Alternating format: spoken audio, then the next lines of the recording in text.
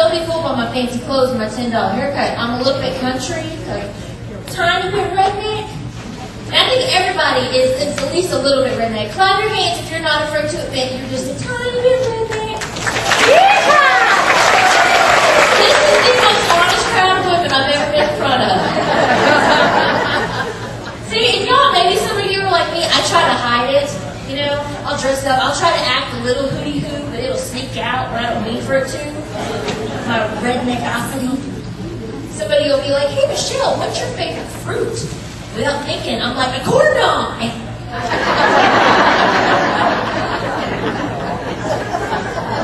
You know the ladies that are faking being redneck because they're sitting at your table going, like, a corn dog's a vegetable.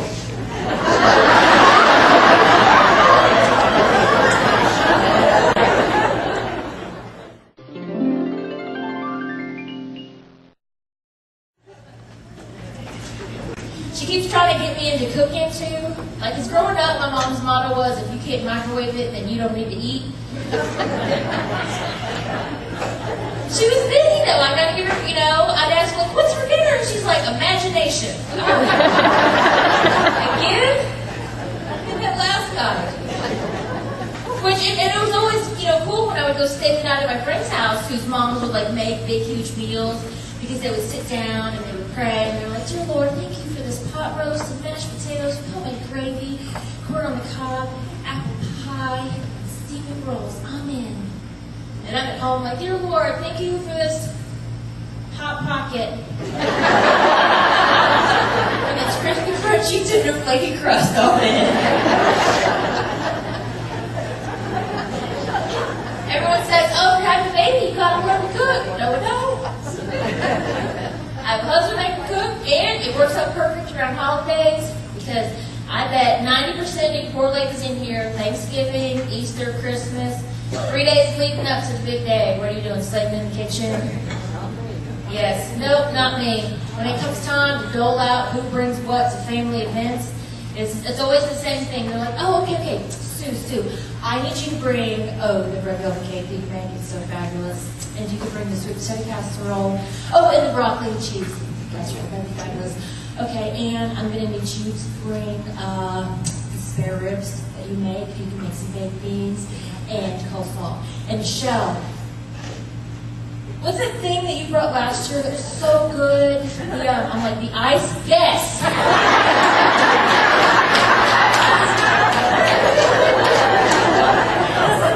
I can give you the recipe if you need it. I'm a ninja in the kitchen when it comes to ice. And I can bring paper plates and cups like nobody's business. My husband too, he doesn't think about it. Like, you know, he and I, we eat too much junk food, we eat out too much.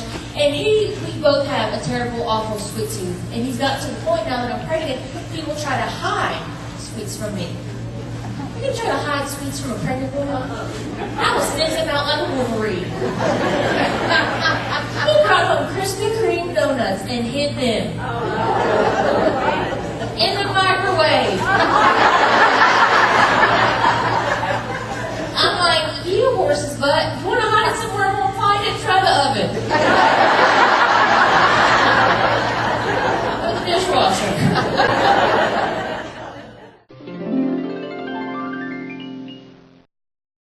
See, I worry, like, this 5 years of the comfort zone, because we first got married, everything was interesting, it was fun, and we got ready to go somewhere. I'm like, oh my gosh, where are we going? Is it dressy or casual? Now, like, he took me out last year for anniversary, I was like, oh my God, where are we going? Do I have to put on a bra or get out of the car?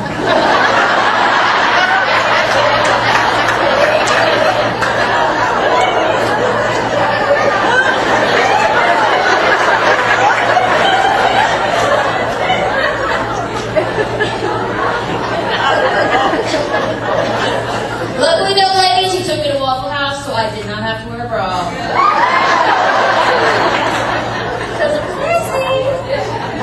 I figure if the waitress isn't going to wear one, neither am I.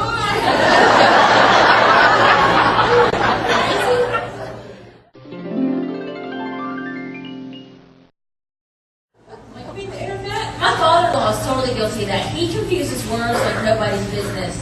and he has no idea that he does it. He, in the typical comedy club setting, I probably do 20 minutes on my poor father-in-law. Little things, like the other day I told him, I was like, yes, we recently went and had a sonogram with baby, he looks so cute. He said, yeah, babies always look cute when they're curled up in that little fecal position.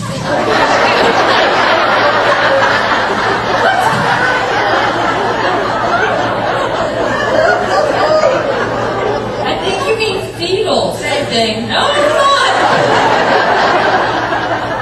No, it's not. I'm not, I asked he's computer savvy. For me to, be under 30, I should be way more tech savvy than I am. I'm not. That's totally my husband's territory. My father-in-law, we're in the same boat. He got a brand new cell phone. 2 days later, dropped it in the porta potty. And he was crying in the fetal position. No.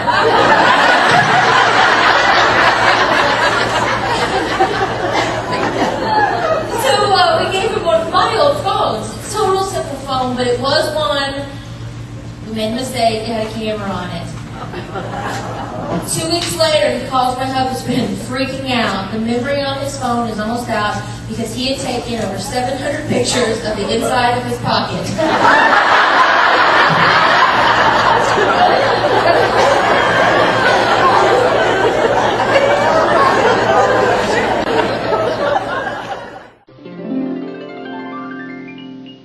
Anyway, we met online. Have any of you, like any kids, grandchildren, ever tried online dating? Any of you ladies ever tried online dating? Did you ever? What sites did you use? Or was it something weird like Craigslist or AutoTrader?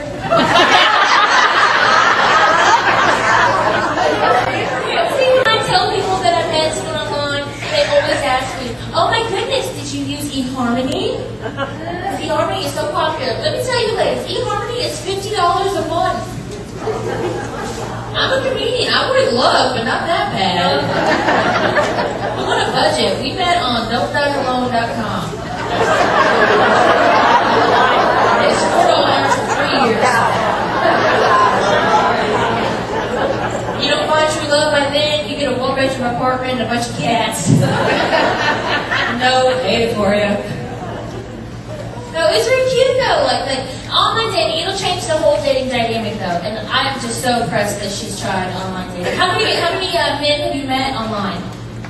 How many men have you met from the internet? You want an exact number? Wow, you know where the best table is. 10? About probably. Look at you. Are you a cougar?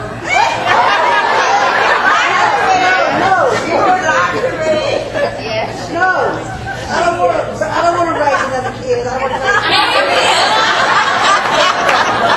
I'm only 28, but I have girlfriends dating 19-year-old boys. I'm like, are you serious? No way.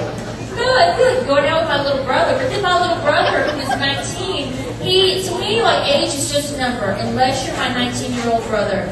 He, this is no lie, went out with a 74-year-old woman. She's probably a great-great-great. I was like, honey, he's like, she's a cougar. I was like, you're 19, she's 74. She's like a pterodactyl now. She swoops in, picks you up with her claws, and she takes you to her nest. I'm surprised you were able to get to a bone. But I'm sorry, good for her. Are you raising your hand? Yes, I am. Do you have a 19-year-old boyfriend? No, honey, I don't, because my neighbor put me on Plenty of Fish with my picture, my age, and all this stuff.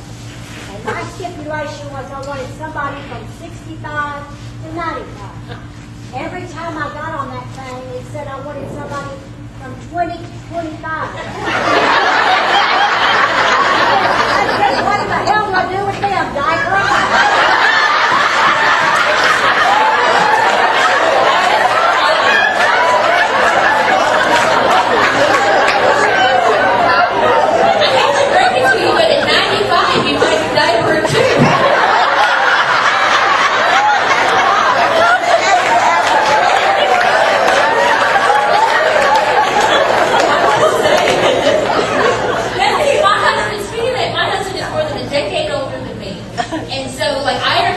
was his wife, and he introduces me as his retirement plan. And it wouldn't be so bad, but here's a little bit of redneck math for y'all. I'm 28, he's 39, my mom is 45, and my stepdad is 32. If you don't want to take off your socks and shoes to do all that kind of math, one day I will have to explain to my unborn son why his dad is older than his grandpa.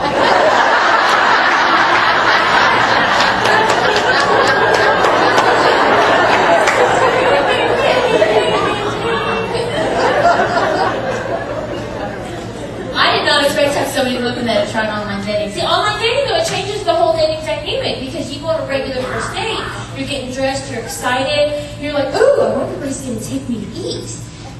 First date with someone you meet from the internet, you're like, ooh, I wonder if my cell phone will get reception from the trunk of a car.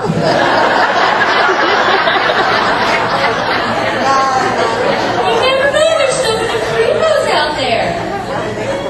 I only knew one other girl that had ever met someone from the internet, and she ended up in a freezer. No. I don't know if it was a freezer, but I haven't seen her for years. And the guy had a creepy little pencil mustache. And we all know there's only 3 people on the planet that have mustaches.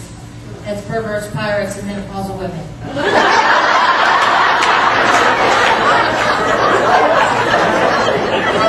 And I can do that joke without fear of retaliation because my 28th birthday was on Thursday, and Mother Nature's gift to me was that my one chin hair that I like to call the Lone Ranger turned gray. Yes, thank you. I'm like, this is fabulous. Because everyone, like, here, we'll get a little honest for a second before I get out of here.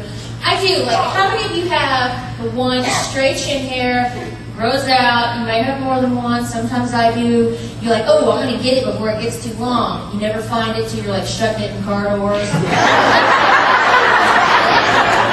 The only time you can see it is when you're driving. You turn the air on and it's like...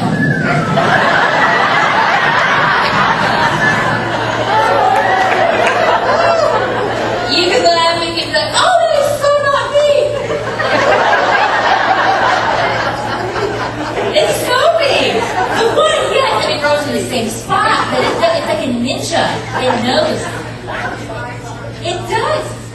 Yes, it hides. And then you'll stand in the car and you're like, next red light, this bad boy's gone. Heaven forbid you have nails. That thing's not coming out. And you pull on it, you're just curling it. You might as well get off the Aquanet and some tongue curlers, do the rest of them. It is hanging in there for dear life, and you're just going to have a curly Q, long hair, stick out.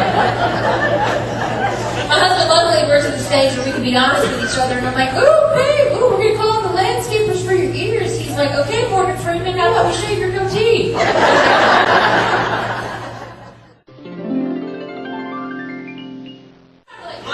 I'm a dessert freak. I'm obsessed with cupcakes. That's why I have my breast cancer campaign, is to Save the Cupcakes campaign.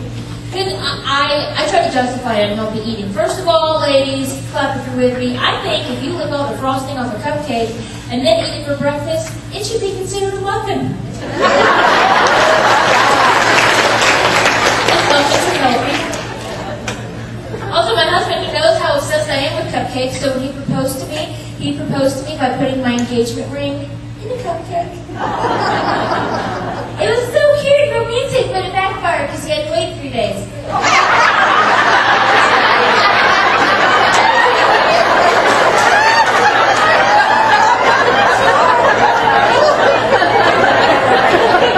I lost the diamond. And I ended up in the bathroom crying, curled up in the fetal position.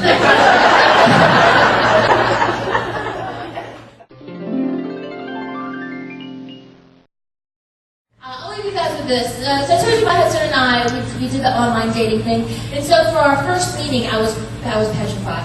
And like, since you have more experience with this, when you would meet your gentlemen suitors, did you meet in a public place? Yes. Yes. Drove my car. You drove your car? Yes, Billy. And they're in my car. They were cheap guys.